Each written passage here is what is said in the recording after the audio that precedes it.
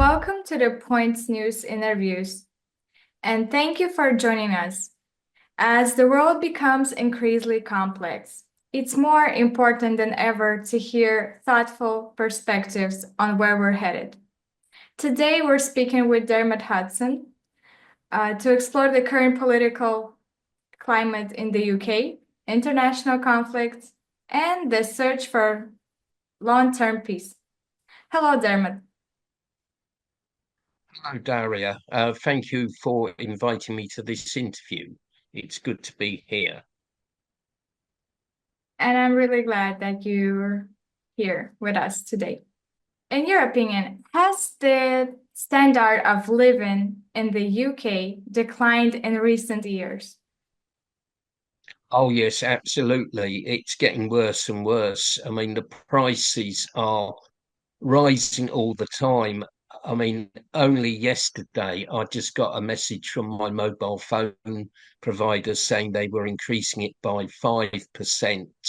And there was a big increase in my water bill that had gone up by £8 a month. Council tax has gone up. I mean, it's a crazy amount what we pay for council tax. It's unbelievable. And also energy bills have gone up. So that's several things that have gone up. At the same time, uh, wages and allowances and benefits are not keeping pace with the rise in prices. You know, this is a fact. And recently, the government of Starmer, uh, who some people thought was going to improve living standards, was going to make things better, was going to make things easy for people. They've announced huge cuts in allowances for disabled people. It's really terrible what they are doing. But yeah, I mean, it is a fact that living standards are going down, and I don't care if some people claim, there's no effect uh, on living standards, that everything is all right. It's just not true.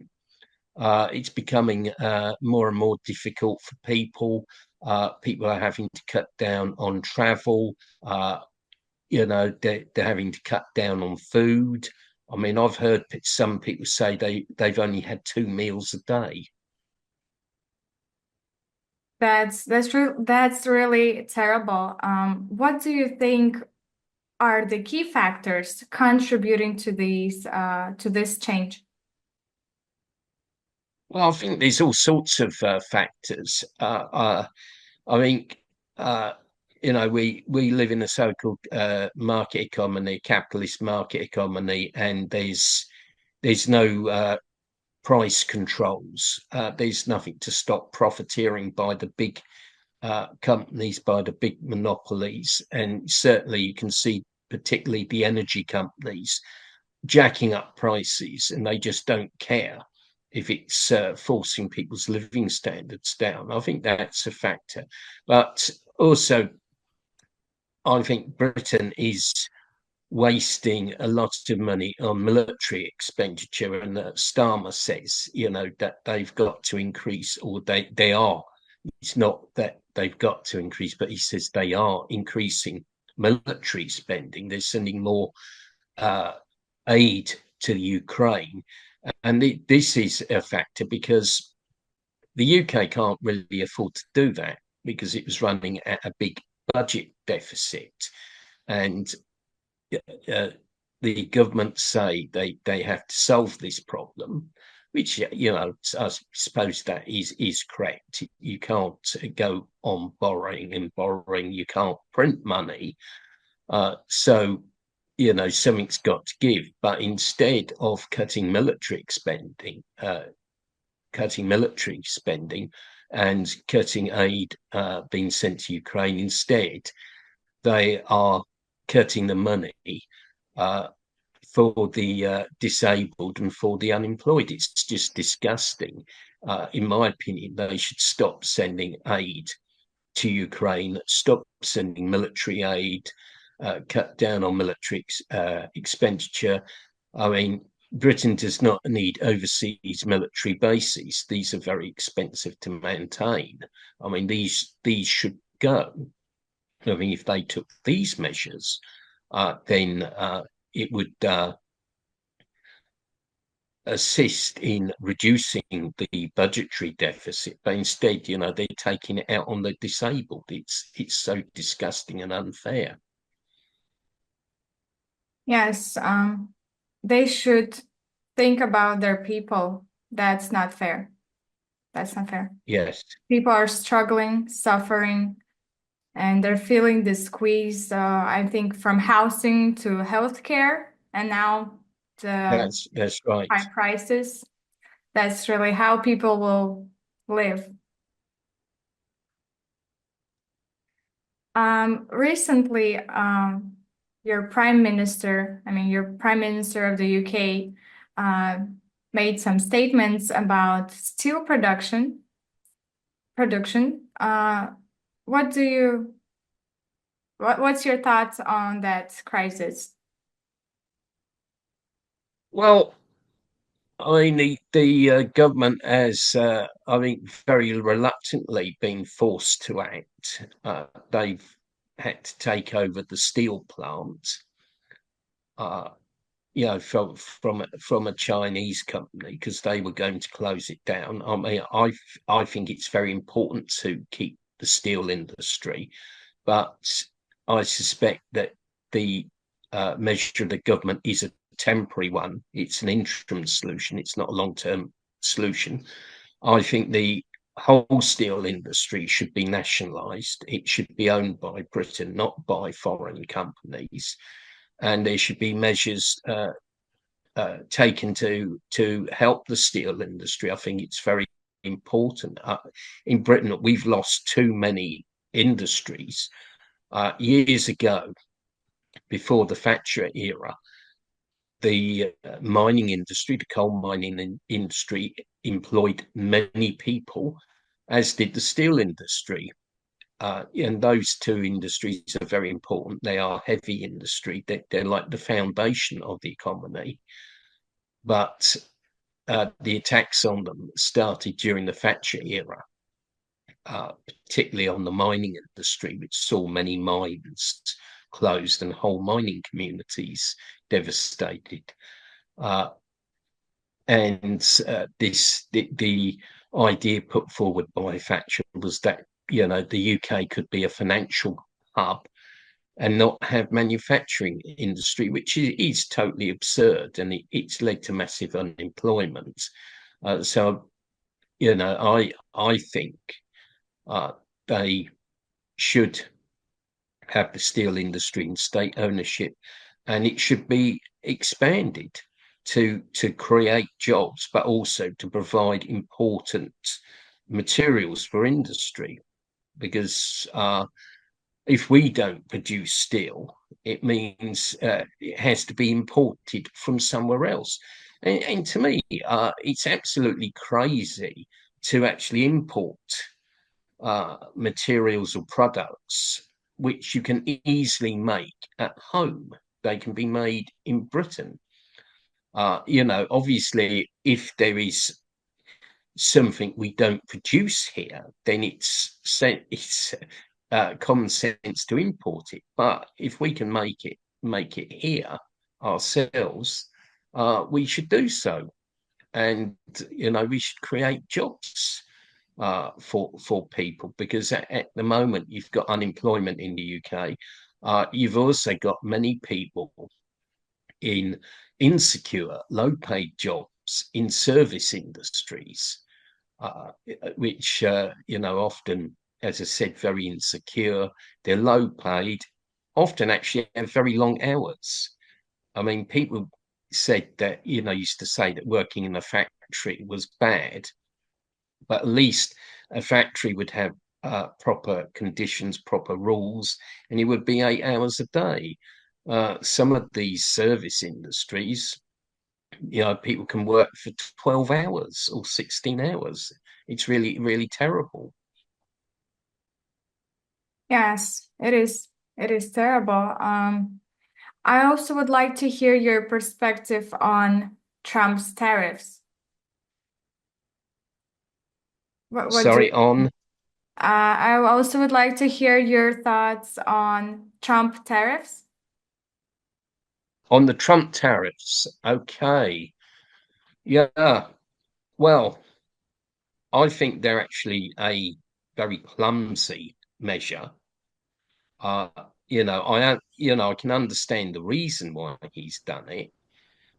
It's to try and protect US industries from foreign competition and to shut people out of US markets. And I think in some ways it was always going to happen that a US leader would one day try to shut others out of the US markets. I think we shouldn't be naive about this. And in fact, Biden himself imposed some tariffs, but the Trump tariffs are very severe, particularly those against China. They're quite high, but they are a very clumsy way of trying to protect industries. There's sort of possibilities that to control imports by other means, but of course, in a market economy, that is difficult. In a planned economy, it'd be very simple to control imports and to control exports and sort of build up industries on the basis of self-reliance and self-sufficiency, but you can't do that in a market economy.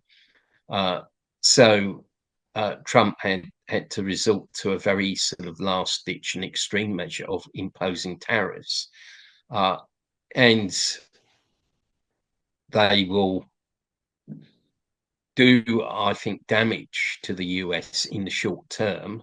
They will push up prices. They will create inflation in the US. There's no 100% guarantee that they will actually do what he thinks they are going to do uh, yeah, to protect jobs, to save jobs, to rebuild US industries. There's no 100% guarantee whatsoever, but they certainly will jack up prices in the US. And of course, they will lead to retaliation by other countries. And the People's Republic of China has already retaliated against them. I think there's deeper issues involved. I mean, I think globalization as a concept is wrong. And I think Trump's tariffs, they sort of mark a possible tendency towards reversing globalization. Because I think at the end of the day, self-sufficient economies make sense. Like I said earlier, it doesn't make sense to transport goods all the way around the world when you can produce them at home. Palestinian conflict. Like we see it, it's people still suffering as well.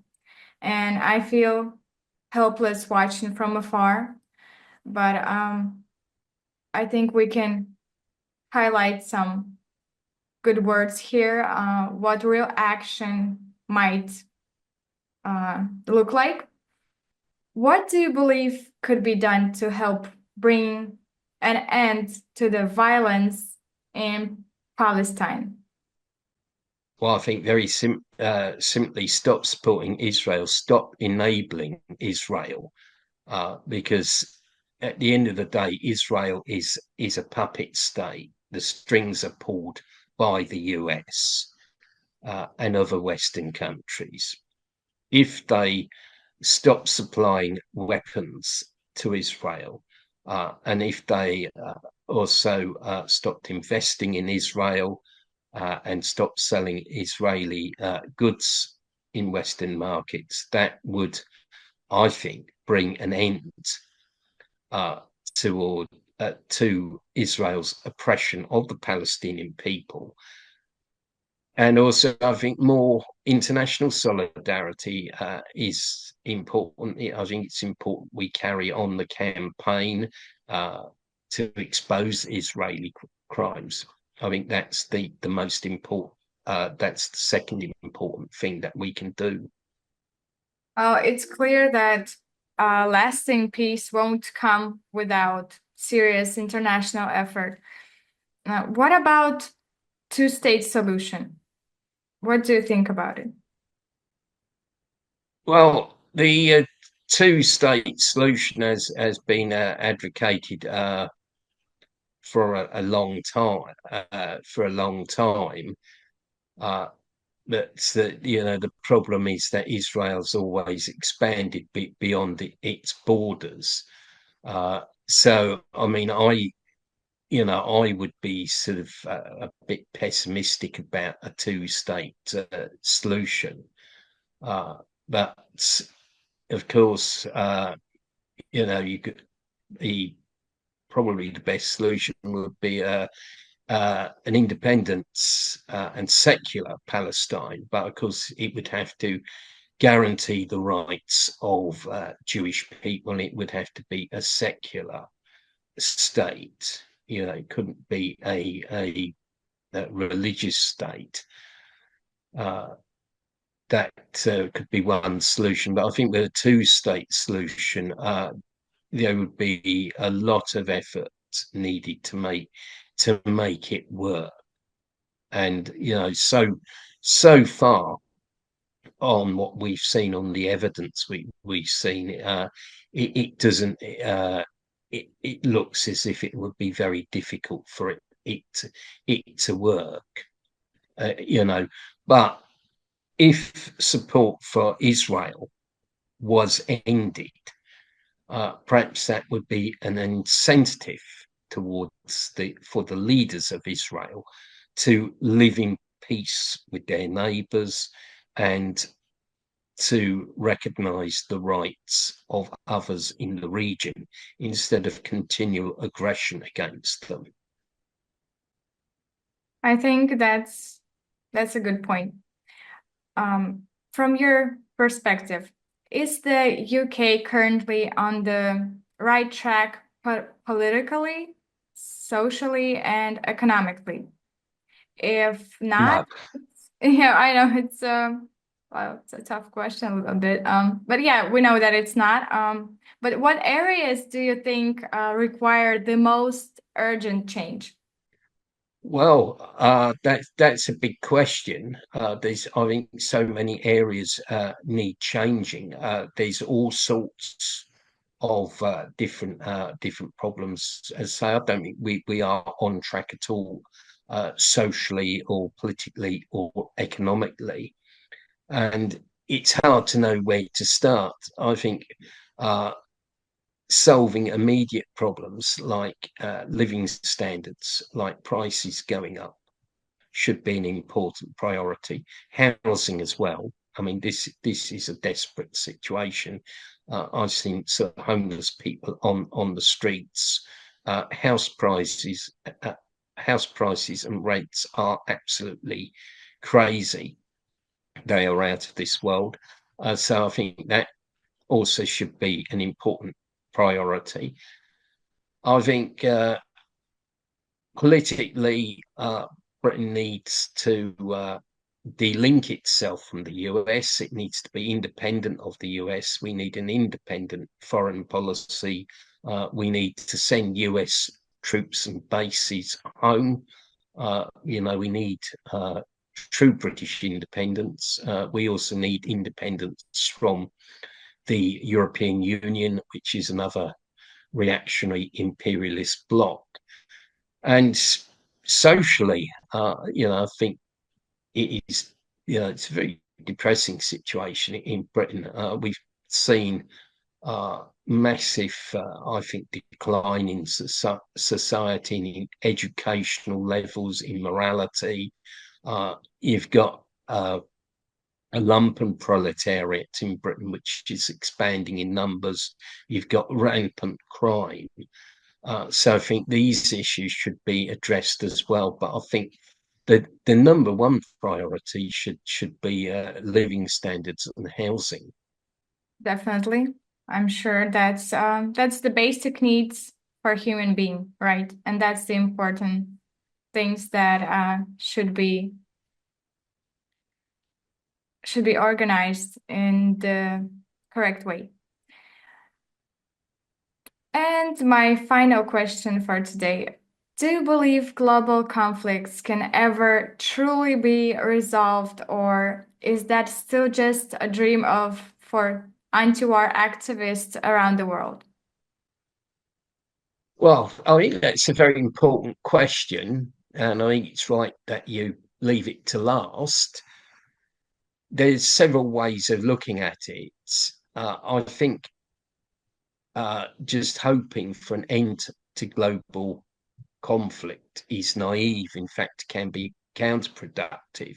I think what we need to understand is what causes global conflict, and the cause of global conflict is US imperialism, which is the number one imperialist power. I'm not saying that there is other imperialist powers. I mean, you've got Britain and France as well, just to give examples, and these different big countries that pursue their own interests and can try to impose solutions on others. But the number one power is the United States, and it's the United States that causes most of the conflict. It's behind most of the conflicts in the world. It is the US that is backing Israel and arming Israel. And that's become more pronounced, I think, under Donald Trump. And it is the US that is behind the Ukraine crisis. This was really provoked by the US, and the US have got a huge global empire, military bases throughout the world. I think about 700, and hundreds of thousands of troops deployed throughout the world in different countries like South Korea, like Japan, for example, and as I mentioned earlier, Britain, Germany, for example, and they even want the not US troops, but troops of their allies to be stationed in Ukraine as well. So to end global conflicts, we need to struggle against the US, to struggle against US bases and troops, and against US aggressive policies. And if we don't do that, then any attempt to end global conflict will just be meaningless. It will just be fine words, and I think we've got to have a much deeper understanding than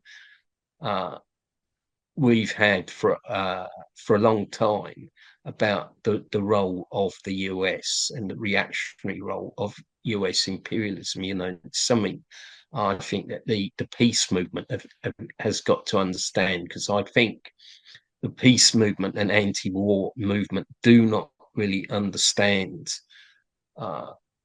about US imperialism, and they tend to see things in abstract terms or in pacifist terms instead of anti-imperialist terms. I think, to try and conclude my answer, I think